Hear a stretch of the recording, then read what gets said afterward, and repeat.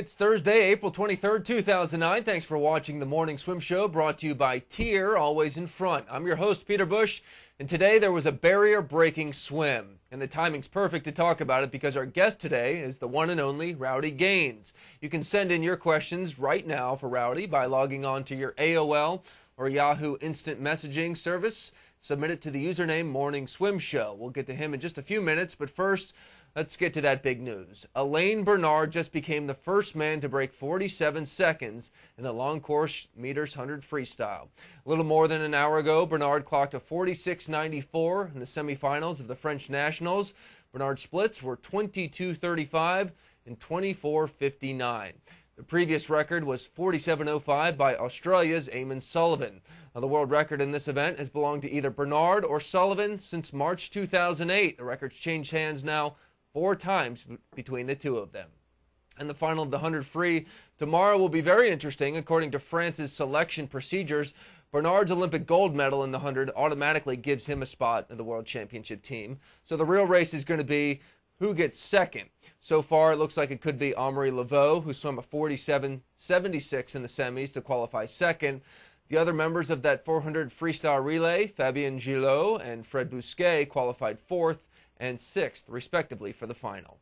In other news from the French Nationals, we have a few questions from people wanting to know why Amaury Leveaux was disqualified in yesterday's final of the 50 fly.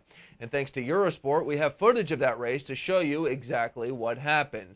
Now, Leveaux is in lane 5 in the bottom of the 2 yellow lanes. Once he dives in, you can see he clearly kicks past that 15-meter mark. The rules state that your head has to clear the surface before the 15 meters. Leveau's head was clearly still underwater. Seen a lot of races where that was not called, but the evidence is pretty darn clear there. Leveaux did go past the 15-meter mark. We'll have a full report of the second day of finals from the French Nationals on our website, swimmingworld.com.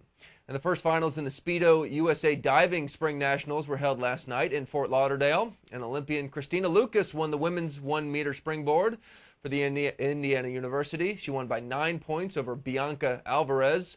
Lucas will represent the U.S. in that event at World Championships. On the men's side, Texas's Jonathan Wilcox won his first diving title by 31 points over Stanford's Dwight Dumais. The national champions in the 3-meter springboard will be determined later today. And on tomorrow's show, we'll bring you a live interview with one of the top divers at the meet. So if you're a diving fan, be sure to tune in for that and also have those questions ready to be asked live on the show.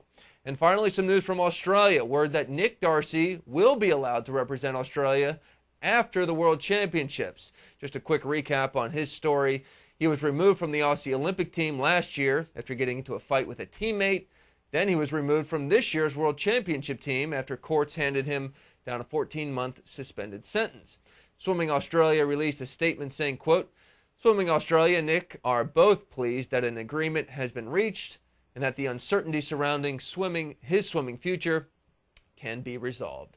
Darcy's first competition now will be the National Short Course Championships in August. That's the news for today. Let's take a quick break here on the